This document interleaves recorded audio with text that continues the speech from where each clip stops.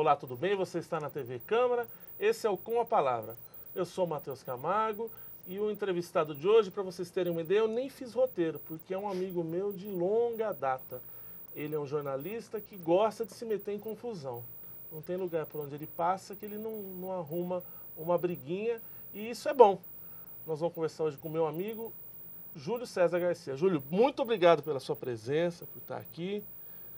Eu que agradeço, Matheus. Espero que você tenha paciência comigo e os telespectadores também. Teremos paciência com o velhinho. Quem Júlio, passa a vida se manifestando por escrito, quando tem que falar, tem muita dificuldade. Né? Não, mas a gente vai tirar tudo de você.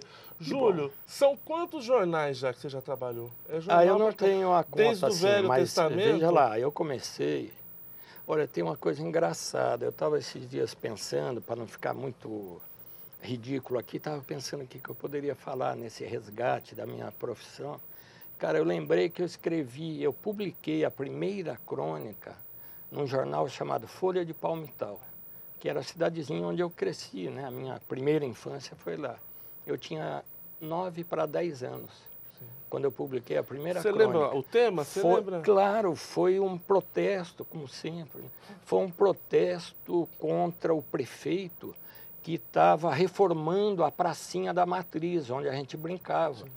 Ele interditou tudo, destruiu tudo e fez uma praça muito mais bonita. Sim. Mas ao ver aquilo tudo destruído, eu escrevi uma crônica acabando com o prefeito, o desrespeito do prefeito com as crianças, que não tinha mais espaço para brincar.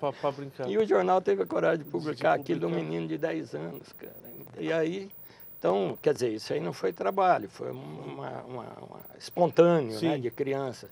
Mas eu comecei com os 17 na Voz da Terra. Eu me lembro, eu tinha ganhado um concurso lá entre os colégios da cidade de redação. Sim. Aí o dono do jornal me chamou, falou, você não quer escrever aqui pra gente e tal? Chegava cedinho, varria a redação e tal, daí ia para a Câmara, apurava a sessão da Câmara, voltava a fazer uma coluninha, comecei assim.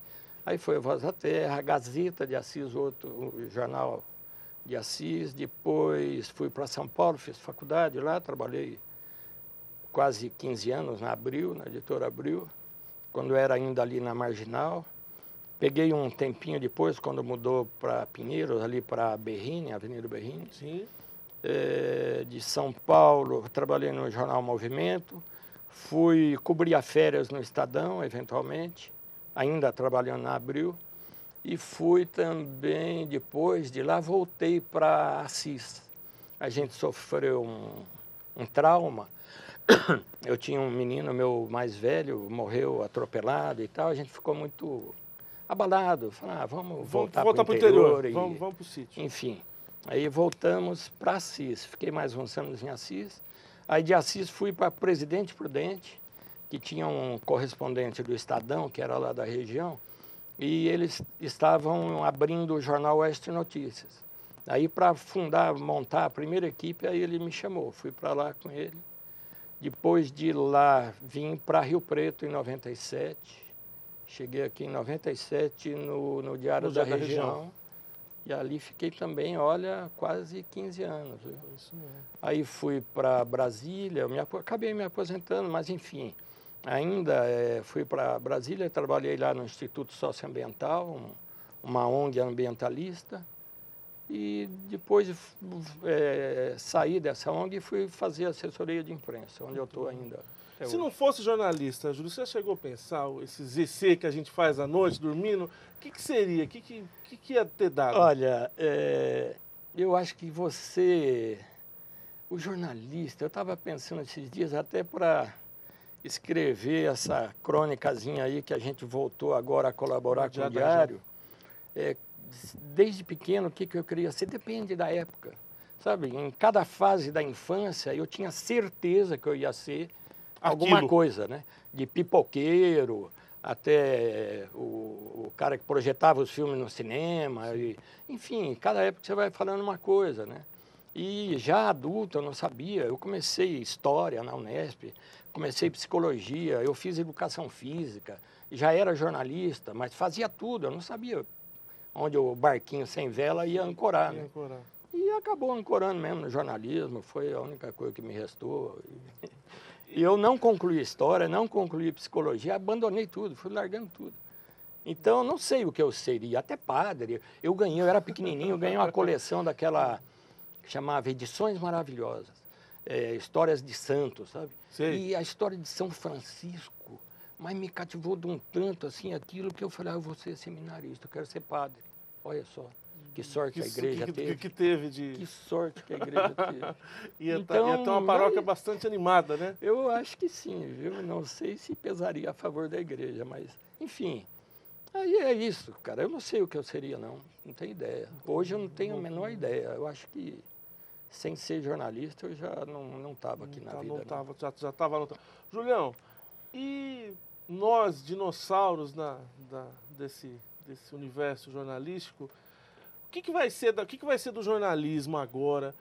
Os jornais fechando, enxugando muito, demitindo muito. E aí, a gente vai virar aquela máquina de escrever? Vamos ser tão ultrapassados quanto uma máquina de escrever, nós jornalistas ou não? Está sobrecarregado, dupla jornada, função acumulada. É terrível, né? Agora, é reflexo da época, né? Eu acho que a mídia impressa está com seus dias contados, né? Uns mais, outros menos, dependendo da administração, ele pode antecipar o colapso, sim, né? Sim. Mas outros podem demorar um pouco mais, mas eu acho que não dá para concorrer com a internet, né? Não tem como, sabe? Você vai noticiar amanhã o que todo mundo já leu hoje, entrou hoje, no... Né? E o mais complicado é que ninguém ainda não se criou um modelo de gestão, um modelo econômico para se ganhar dinheiro com informação na internet, né? Não tem como um texto que você vá publicar e que você possa cobrar, eu posso copiar esse texto, colar e disponibilizar de graça para no mesmo segundo para todo mundo, né? O que você vê aí, alguns amigos com blogs muito interessantes, sim, né? Com textos, eu acho que é isso, sabe? A alternativa até o fim do impresso também pode ter essa vertente de aprofundar matérias que a internet deu rapidamente, né? Antecipou, e aprofundar e dar uma produção de texto melhor, mais agradável, sabe? Mais trabalhado. Eu acho que é uma alternativa. Mas isso não impede também que você faça no seu blog, né? Sim. Trabalhar bem o texto, enfim. Você se dá bem com essas tecnologias ou não? Pouco, mal. O Yurizinho me ensina muito, me ajuda muito a entrar, né? Outro dia ele eu não lembro o que eu perguntei para ele, ele falou, pai, pesquisa aí no Google. Molequinho de 6 anos, ele entra, não precisa de ajuda. Não precisa de ajuda. Né? A Ayla também, claro, conhece muito melhor que eu, me ajuda, mas enfim... Eu não domino muito, não. Eu falo, por favor, liga aí para mim que a tecla eu sei bem mexer. Né? Esses dois personagens que o Júlio acabou de citar, que fazem parte da Macondo da vida dele, Macondo. Um é o Yuri, que é eu falo que é neto dele, mas ele fala que é filho. O Yuri de 6 anos, o filho mais novo do Júlio Garcia, e a Ayla, a esposa do Júlio. O Yuri é uma criança que já nasceu pronta, né? Não é porque você é um pai babão aqui. Ele tem uma facilidade com a comunicação impressionante, sim, né? Mas você sabe que ele tem uma estimulação muito grande sim, em casa, claro. Tudo bem. Mas essa geração, não é só o Yuri, é maravilhosa. Na escolinha deles, você começa a conversar com as crianças. Todo mundo está muito afiado, né? Você vê todos muito antenados, comentando assuntos que na nossa época é evidente. O meu filho mais velho veio outro dia aí, estava andando com ele no colo, conversando, aí voltou, pai. Eu não falava tudo isso. Eu não fazia essa construção de frase, sabe, com interjeições. Veja bem. Um molequinho de 6 anos fala, veja bem, pai. Rapaz, essa articulação não existe, fica maravilhoso. Né? Exatamente. Não é interessante isso. Então, agora, com o que você falou, né, avô e tal, a gente está andando sempre em supermercado. Como é que é isso? A menina do caixa olha, oi menininho, tá passeando com o vovô? Mas é muito frequente, é maravilhoso, quer dizer, qualquer dia ele vai, que vô, esse é meu pai, meu avô é 10 anos mais novo que ele. E é verdade. O pai é 10 anos mais novo, né? Meus sogros. Hoje em dia, para um pai sessentão, qual que é o maior medo, assim, dessa sociedade, assim, da vida que se apresenta? O que é? Qual que é a maior apreensão que um pai tem hoje, Júlio? Um menino desse aí... Olha, em casa, veja só, a gente discute muito isso, mas sempre com o olho para fora da janela, Sim. né? Porque você confia que o que você está dando para o seu filho vai bastar. prepará-lo para essas armadilhas do dia a dia. É a droga, o descuido moral e ético, os interesses pessoais, egoístas e tal. Isso você sabe que você evita no seu filho, ou pelo menos dá a ele formação para evitar. Mas a minha preocupação é essa, sabe? A ausência do pai e da mãe na conversa do dia a dia, que deixa essa molecada desarvorada, sabe? Entregue a qualquer atrativo maior, tolo, idiota, passageiro e perigoso. Então, a minha preocupação seria muito isso, sabe? De ver essas crianças perdidas, assim, moral, eticamente, sabe? Sem formação, egoisticamente. Eu acho o meu medo é isso, esse sabe? egoísmo, o egoísmo né? leva para o mal, sim. Sim.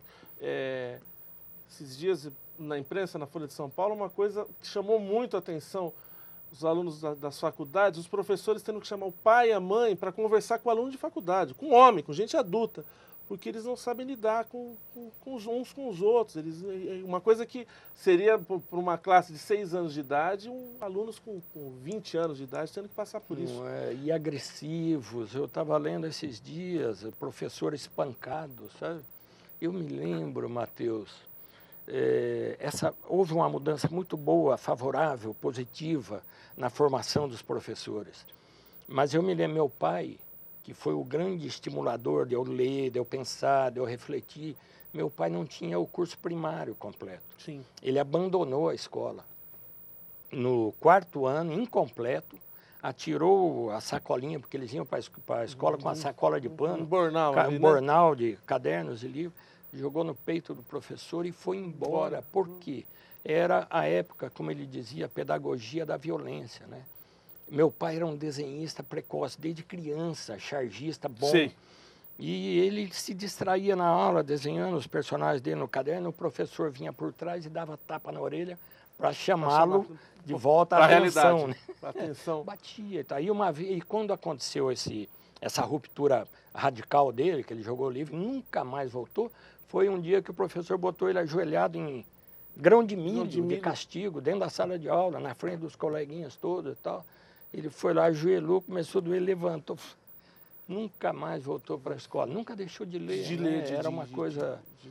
A gente tinha na cidadezinha, Palmital, volta a falar nela, uma biblioteca em casa que o juiz, o advogado, o amigo, iam emprestar livro do meu pai.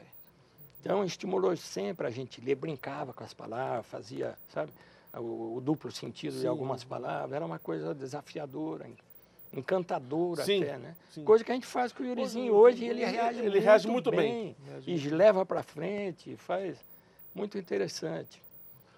Ô, Júlio, voltando a falar do jornalismo, eu brinquei no começo do programa, quando eu te apresentei, que você arrumou confusão quase em todo quanto é lugar. Essa confusão é uma confusão do bem, uma confusão justa. Faz um retrospecto para a gente, se é possível, você está com um material enorme aqui, eu gostaria até de mostrar. Vamos meio pela cronologia, um material muito grande. Primeiro do movimento, né? Eu acho que é mais interessante. Nacional. Né? Nacional. O Jornal Movimento. De que ano a que ano você trabalhou lá, Júlio?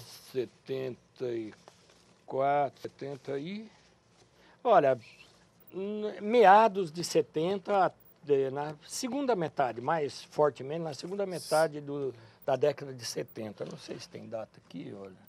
Isso aqui tem não, 78, né? Aqui, ó. Então, tá vendo? Esse aqui, é um caso exemplar. Esse aqui é um caso exemplar. Eu vou mostrar aqui para o Marcão. Essa capa do jornal, Júlio, enquanto eu estou mostrando, você pode explicar melhor. Esse momento, o Movimento era um jornal de oposição à ditadura militar. Sim. Por isso mesmo, muito censurado, né? Houve edições em que a metade do jornal foi censurada. Tinha uma tarja preta no lugar da matéria, certo, escrito leia e assine Movimento. Certo. Nesse caso, por exemplo, já tinha acabado a censura. O jornal descobriu 16 casos de corrupção no governo Geisel. E já tinha passado o governo Geisel. Certo. O Euler Bentes tinha perdido a eleição, tinha sido eleito Figueiredo, sim, mas o jornal publicou do governo anterior, do Geisel, 16 casos de corrupção. O Geisel ficou jornal foi chateado. apreendido, o jornal foi apreendido nas bancas, o jornal foi processado pelo Geisel. Perfeito. Por causa dos 16 casos. Sim. Aí... O que o Geisel falou? Que era os nanicos só aqui? O Geisel falou, é isso aí, só jornal nanico, como eles chamavam a imprensa alternativa, né? Só um jornal nanico enxerga a corrupção. A imprensa sadia não divulga isso, não existe isso, não vê corrupção. Aí que eu fiz? Levei o meu arquivo, que eu tinha várias pastas de recortes do Estado de São Paulo, Folha de São Paulo, o Globo e, na época, o Jornal do Brasil, que era muito forte. Essas eram os principais da imprensa sadia, como ele dizia. Segundo ele. E eu levei recortes desses jornais, todos com casos de corrupção no governo Geisel. O que aconteceu? O movimento, ele processou o movimento se defendeu com um dossiê que eu fiz, está aqui. Dossiê Mar de Lama.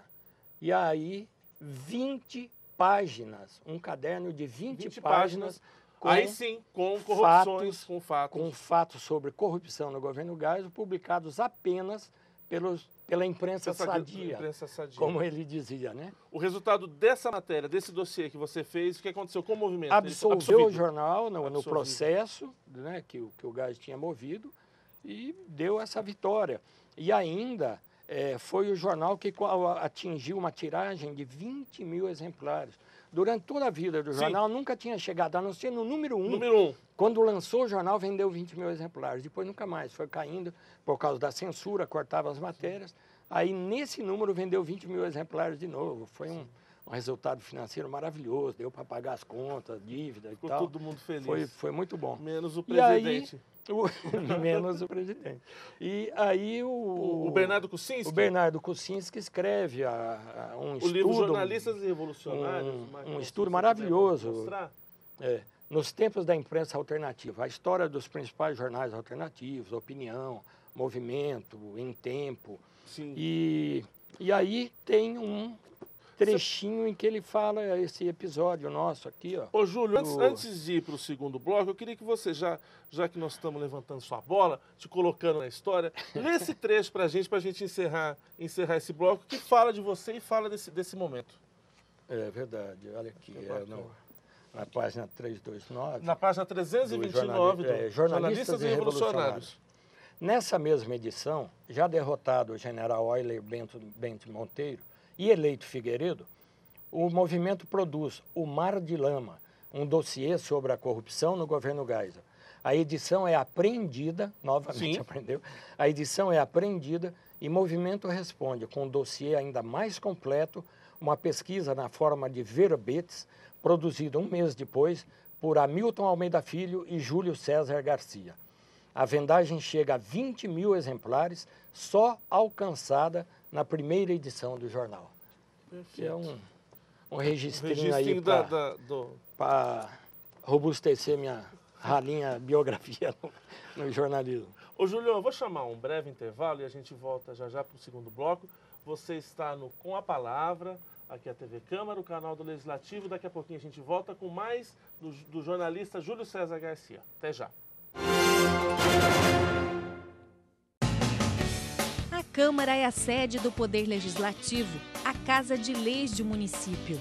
Também conhecida como a Casa do Povo, é onde são elaboradas e decididas as leis que formam as principais regras de convivência da nossa cidade. É na Câmara onde estão os vereadores, e são eles que decidem, aprovam as leis e representam os interesses da sociedade. Em São José do Rio Preto, a Câmara possui 17 vereadores. O comando da casa é escolhido por votação dos próprios parlamentares a cada 2 anos. O Poder Legislativo é dirigido pela mesa diretora, composta pelo presidente, vice, primeiro, segundo e terceiro secretários. Os vereadores da Câmara Municipal fiscalizam as ações do Poder Executivo e votam as leis que geram regras locais. decidem sobre o orçamento do município e as normas de ocupação urbana. Definem também a denominação de ruas e analisam as despesas de cada uma das secretarias municipais. Debatem os assuntos de interesse da sociedade e cobram resultados do prefeito. Fazem cumprir a lei orgânica, conhecida como a Constituição Municipal, que é o conjunto de leis que regem o município. A Câmara possui comissões permanentes, responsáveis pela discussão de diversos assuntos: finanças, obras, educação, meio ambiente, planejamento, saúde, esporte, cultura, justiça e muitos outros. Por meio da TV Câmara, a população fica por dentro de tudo que é discutido dentro da Casa de Leis. A TV entrou no ar oficialmente no dia 19 de fevereiro de 2002.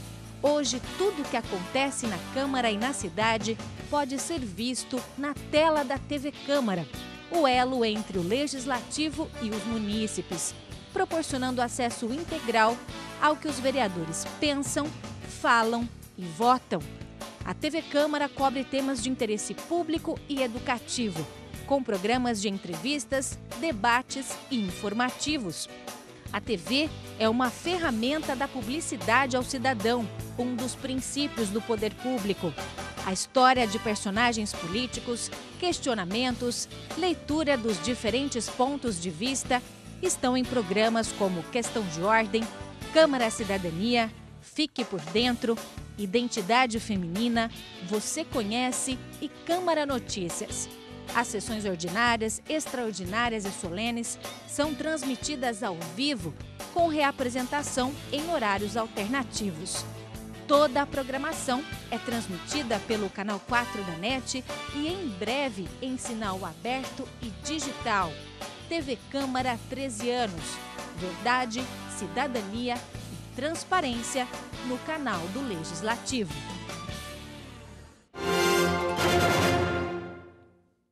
E estamos de volta com o programa Com a Palavra. Você está na TV Câmara e o entrevistado de hoje é o jornalista Júlio César Garcia, que no primeiro bloco falava para a gente sobre os anos da ditadura, em que ele teve um papel marcante. Estava em São Paulo nessa época, né, Júlio? São Paulo, trabalhava na Abril, Abril ainda era ali na Marginal do Tietê, né? Sim. Depois mudou lá para Pinheiros. Como é que era São Paulo nessa época da ditadura, Júlio? Como é que os bastidores do jornalismo se comportavam? Era muito medo. Isso é uma impressão que eu nunca perdi. Sim. Às vezes a gente até sonha ainda hoje, cara, é interessante. Era muito medo. Colegas de redação eram presos, sumiam, sabe? Era um negócio, uma insegurança. E eu sempre muito ligado na busca de informação, tinha os clandestinos, as pessoas que atuavam clandestinamente contra a ditadura, às vezes se dispunham a encontrar a gente em situação de risco para eles, para contar o que estava acontecendo, os bastidores, a prisão, a tortura nas prisões, né? O que a gente chamava dos porões da ditadura, as coisas terríveis que aconteciam. Essas pessoas que tinham irmãos, pais, primos, filhos presos, às vezes aceitavam encontrar a gente chamava de marcar ponto, né? Sim. A gente marcava um ponto, por exemplo, os meus eram naquelas alamedas atrás da TV Tupi, no Sumaré, no Alto do Sumaré, tinha umas alamedas bonitas e floridas, assim, arborizadas e tal. E a gente ficava caminhando ali e ele contando as coisas. Eu não podia nem escrever, não podia anotar nada, só ouvir e tal, o que estava acontecendo. Então, era muito, nesse período, era muito característico isso, o medo, sabe? Sim. Medo nas redações. Colegas presos, torturados, que depois sumiram, né? Conheci nós daqui de Rio Preto, né? Aloysio, que foi militante clandestino, né?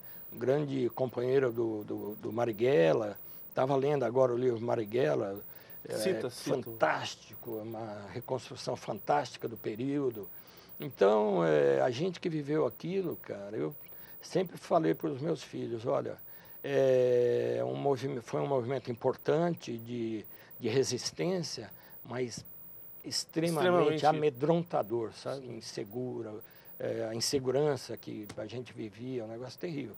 Era um tempo. Ao mesmo tempo, eu era recém-casado, eu tinha os meninos pequenos era muito mais tranquilo do que hoje. Eu tenho estado, assim, mais recentemente em São Paulo.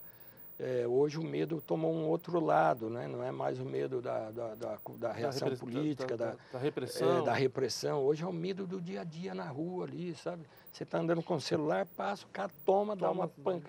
É um negócio hoje muito... E era muito tranquilo. Morava ali atrás do TV Cultura. A Abril era próximo ali, muito tranquilo, gostoso. São Paulo foi um período muito agradável. Dentro dos jornalistas, todo mundo se conhecia também das redações, né? Todo mundo se E aquela coisa, por exemplo, você fechava o movimento na sexta-feira, 10 horas da noite, tem o pós-fechamento sempre. Sim. Né? Isso é universal, né? Que eram nas igrejas, aqui, né? Vocês iam rezar, as igrejas ali de Pinheiros, né? Da Vila Madalena. Sim. Maravilhosos, templos fantásticos da Vila Madalena. Sim, aí ficava até 2 horas da manhã, comemorando, bebendo e ia para casa. Mas era um período muito mais tranquilo. Você conhecia todo mundo das redações, né? Havia o sindicato, reunia muito as pessoas e a gente fazia aquela família, criava, era uma coisa muito interessante, sabe? Era um período bom. Queria mostrar um outro material, pois não te cortando, um material bacana que nessa época eu já trabalhava com você no Diário da Região, que foi um caderno especial de narcotráfico que você fez, que causou muita repercussão. Muito, na época. Marcão, se você puder mostrar,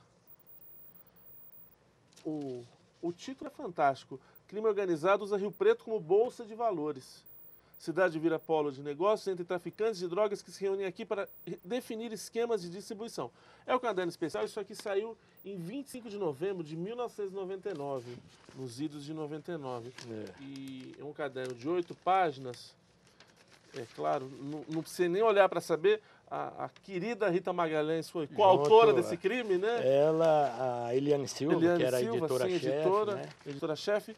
A Eliane investia muito na redação, era muito interessante, estimulante, muito dura na cobrança, sabe? Foi editora-chefe do Diário da Região. Mas essas coisas das cobranças, a gente cresce muito. Exatamente. Muito. Esse caderno aqui, na época, qual foi a repercussão dele? Imagine, foi repercussão, assim, de pessoal do Estadão ligar para repercutir, fazer as matérias. Várias matérias nossas no Diário acabaram virando matérias nacionais. CPI do Banestado começou onde? Aqui, né? Envolvia figurões e tal, da região, gente pessoas grande, de peso, de grande respeito, né? Como a gente dizia, gente de dentro da igreja, né? Entendi. E que por fora fazia alguns atos um pouco complicados. E a gente acabou tendo acesso, através da Polícia Federal, a detalhes das investigações. A um ponto tal que um dos figurões, uma vez, liga para o jornal e pede para o dono do jornal, pelo amor de Deus, para de publicar essas coisas. Já publicou demais. E era justamente um dia em que eu tinha uma novidade, em que avançava a investigação.